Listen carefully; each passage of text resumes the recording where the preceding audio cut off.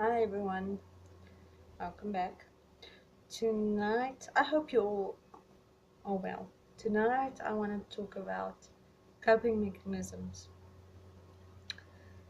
Um, since the death of your loved one, the suicide of your loved one, we all know suicide is a very difficult death because it's not an accident, it was that person's choice. So you search for answers, which usually you don't find.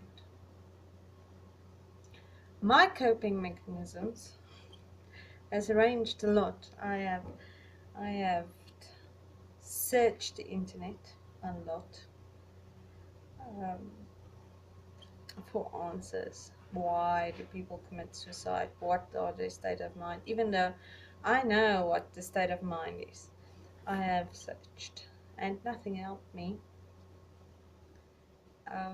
Music just depresses me further. I struggle with that. I remember one night we were at a party, and One Call Away, that song, started playing, and I just freaked out because he sent me that song. One night he recorded the song and he said, "Here you go, this is for you," and it was One Call Away, and I still have that message he sent me. And every time I hear that song, I have a wave of emotion because it's not just sad, it's angry because where are you now? You're not one call away, you're gone. I can't call you. I need you and I can't call you. You said you're only one call away and you're not. Then of course there's the things he said. He always said he wanted to ask me a question. I think he wanted to start a relationship, I'm not sure. That's what I think. And he never got around to that. Maybe it was what he wanted to do when he wanted to take me out to dinner at the end of that month, at the end of January. But like stated, it was difficult. I loved him with all of my heart, and I could see he loved me. I'm not blind. I'm not one of those women that's going to say, I don't know. I knew he loved me. I saw how he looked at me. I know how many times he called me. Each day, more than once. I know this. I'm not denying it anymore. I'm not hiding my love for him now as I did when he was alive. I loved him. That makes you so sad. Because if it weren't for people and their opinions and their negativity and all that stuff, maybe we would have been happy. Maybe he would have been alive. But I'm not shifting the blame. I'm not doing that. I'm just stating maybe. Coping mechanisms. Okay, so we had a lot of things. We had a matching pendant set.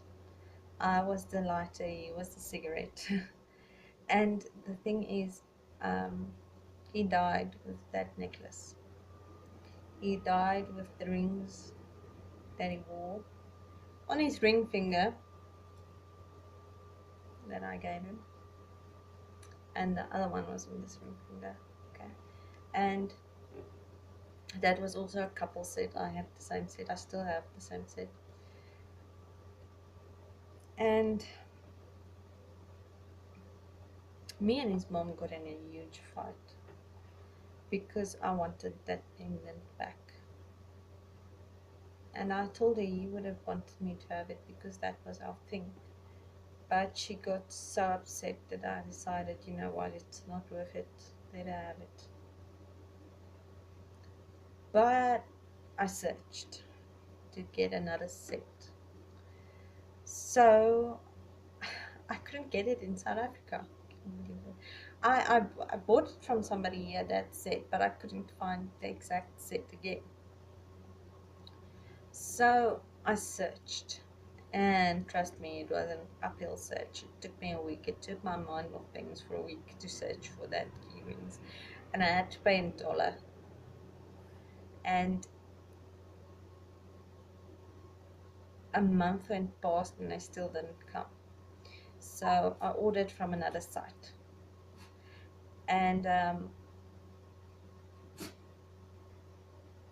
another month had passed. And so I go to my post box at my parents' house, and I see, oh, here's a blue slip. I wonder what's this. And I think maybe it's that.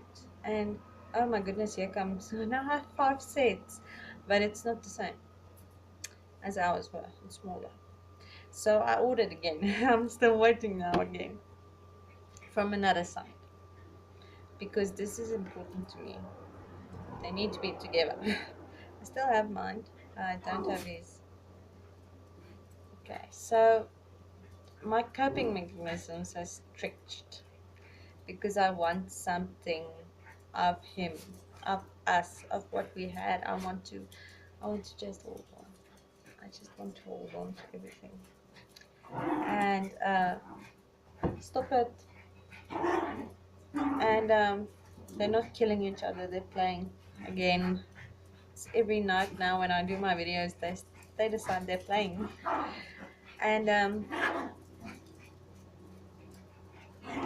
sorry. And I even bought rings. I bought myself, this was our sign, the infinity sign. I bought the infinity ring, and I also bought a ring the color of his eyes. It's like a light green. He had the most beautiful eyes. I could see them forever. So I wear these for him because he will be infinitely in my heart. And when I look at my ring, I see the color of his eyes. And I also have this necklace that states partners in crime, infinity, because that was our slogan. We were partners in crime. Very naughty. We used to round up everybody around us. They would get so mad if we started laughing. Then I made something as well. This is not the thing I talked about in the previous video. This is another thing. I made this. And this is in my living room. This is our photos we have together. And he also has a partner in crime necklace. And these are the set, the pendant set, which is not the right ones, but hopefully the next ones will be.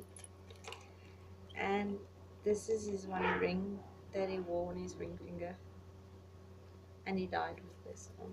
Sorry, graphic detail, sorry, but. And he gave me a necklace for Christmas, but this is not the one. I bought duplicates. I really went crazy. I bought duplicates and I wore this one for a while, but then I decided to put it on a keychain and hang it in here. I still have another duplicate and the original. Okay, then I have the beer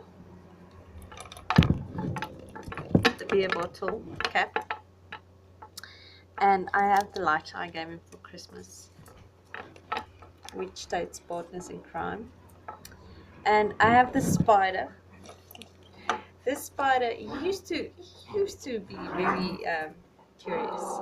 So he would, everything on my table that I had, he would like dig through it. And I decided one day, I'm gonna catch him. So I put this spider in a box on my table, and he was digging through it. And it was hilarious. And I have a little parachute man, because on our last visit, I took a lot of parachute men and we throw it off the balcony. And I have this sticky, slothy thing that one we put in his house and another we put in my place of work, to the ceiling. And then I have this. This is something a friend made for him. And the last day I saw him, he gave it to me and he said it's very close to his heart, I must protect it. And I have the ice cream man, because there was a guy at my work and I kept telling him, this guy looks so familiar. And I couldn't quite catch it. And then I caught it. It's the ice cream man from the movie, the horror movie, the old horror movie. He looks just like the ice cream man. So, so we laughed and we dubbed the guy ice cream man. But he laughed as well. We weren't rude about it. We all joked around. And that's my little memory box for my living room.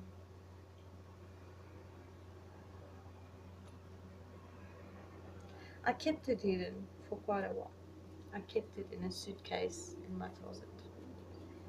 And then I decided, no, I will not hide it anymore. And I bought this little glass thingy and I started printing the pictures because he was a part of my life and I loved him and I will not hide that anymore. And I bought all these things. Not all of them. Some of them, like the spider and the lighter. Yeah.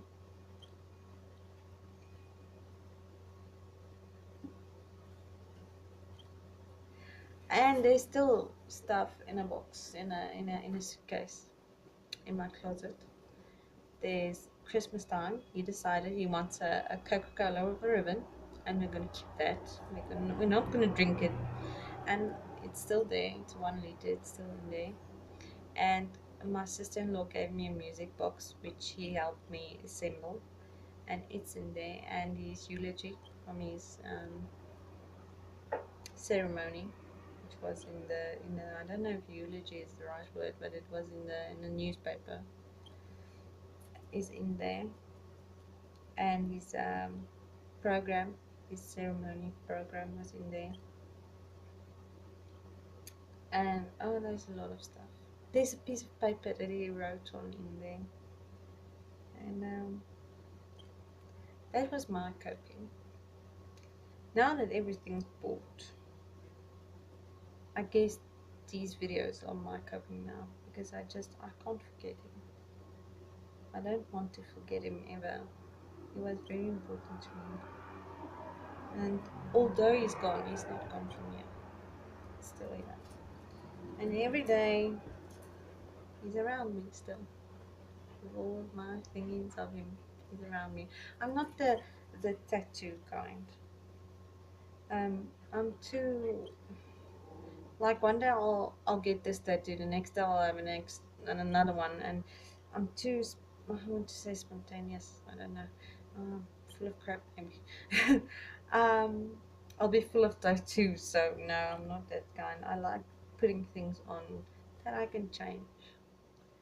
I'm not wearing his ring because I'm afraid I'm gonna lose it.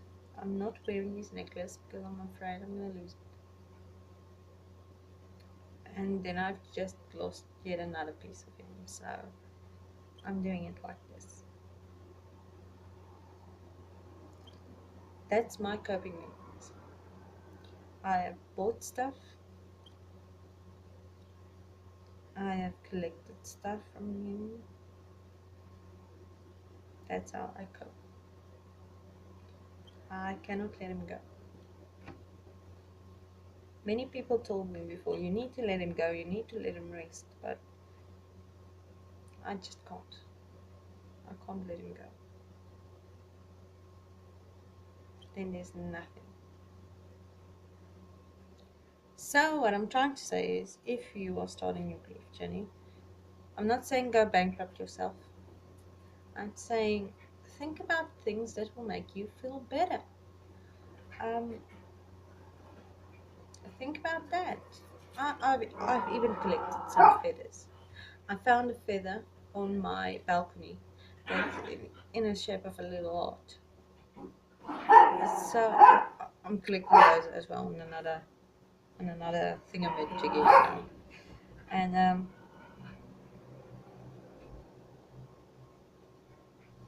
that's my coping mechanism. That's how I cope. Comment. Tell me what's your coping mechanism. Let's help the people out there. Tell me what you do. What did you do? What are you doing? How did you cope? How did you get through your journey thus far? Um, I don't think this journey ever ends. I think we take on projects to just help us, and that's okay. We need to do that. I mean, we need to do that, and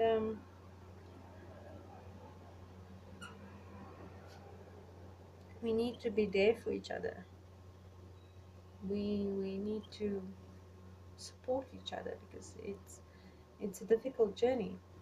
Any death is a difficult journey because it's a person that was in your life that's not there anymore. I'm not saying that no death comes close to suicide. Any death is an adjustment.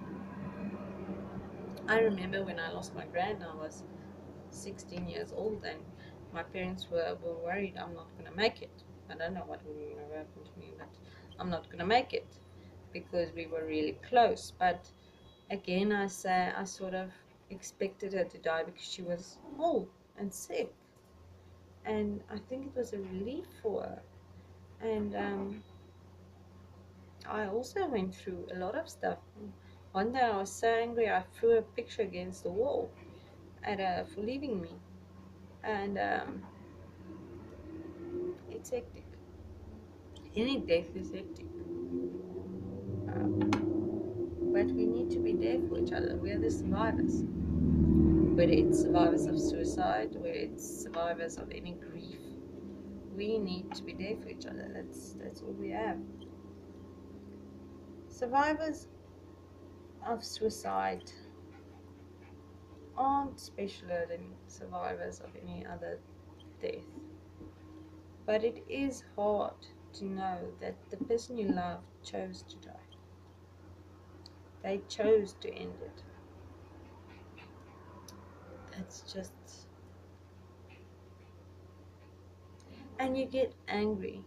You get angry at the universe because you think to yourself, say you have a guardian angel, why did they allow that? I'm not going into religious stuff, I'm just stating. Say you believe in your spirit guide or guardian angel or whatever it is to believe in. Why did they allow him to do that? Why didn't they just nudge him and say, no, don't? But it happened. And it happens a lot. It happens every day, every single day.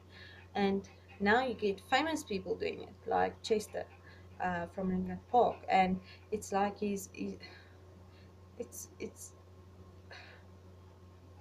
now people want to start doing it because Chester did it. No, please, people, please don't do that. Chester left his wife behind. I mean, no, it's not fair to the people around you. It's not fair because it's a burden. It's a heavy burden to carry. So please, if you feel depressed, if you feel lonely, don't just sit there. Go out, go to the doctor, ask for meds, go to a support group.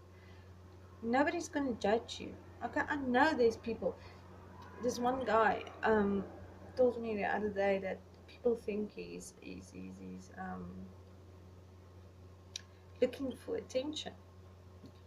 No, not everybody's going to think that, my dear. You need to find out. Not everybody's going to think. If you feel there's something wrong, then there's something wrong, and it's your responsibility to go seek help. Don't leave your children. Don't leave them with that burden. Even if you are in pain. We are all in pain. We all have our issues and stuff to carry. And some of us handle it better than others. But let's be there for each other.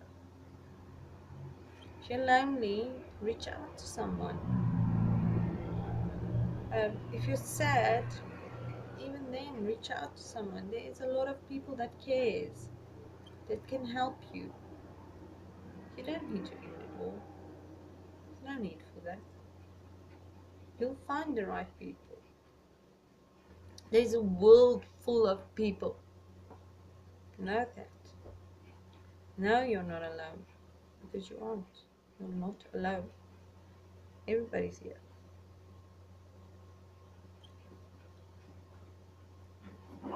I want to end off with saying I really miss him.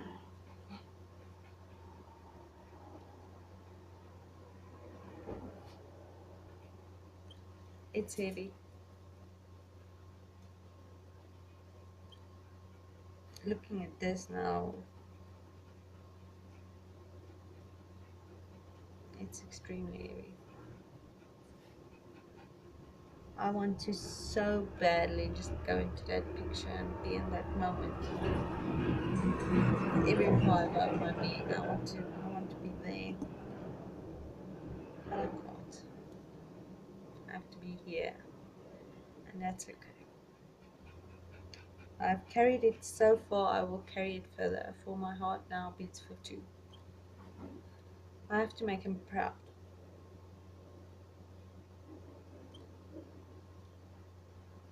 But I do miss him. Please, people, you're depressed, seek help. And that's it for me for now. God bless.